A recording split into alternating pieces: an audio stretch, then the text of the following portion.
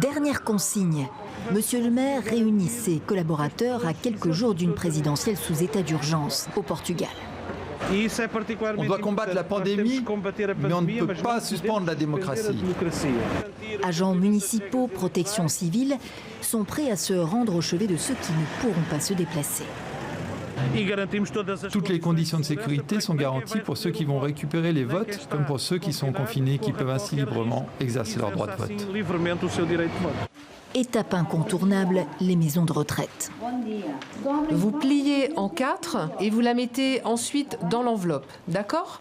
Moi je trouve ça bien. On devait faire la queue normalement, mais au final on n'a pas attendu. De nombreuses municipalités se sont ralliées à l'opération alors que le pays est sous confinement généralisé. Le deuxième depuis le début de la pandémie au Portugal. Annoncé il y a une semaine, il va durer 1 mois au moins.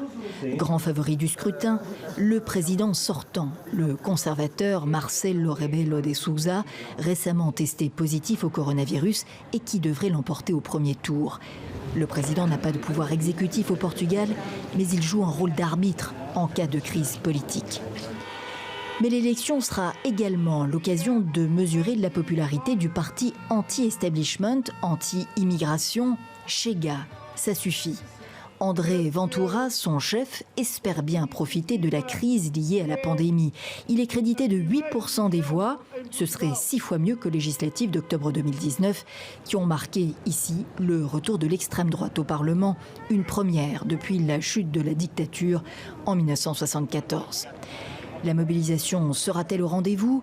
Sortir pour déposer un bulletin dans l'urne est autorisé dimanche.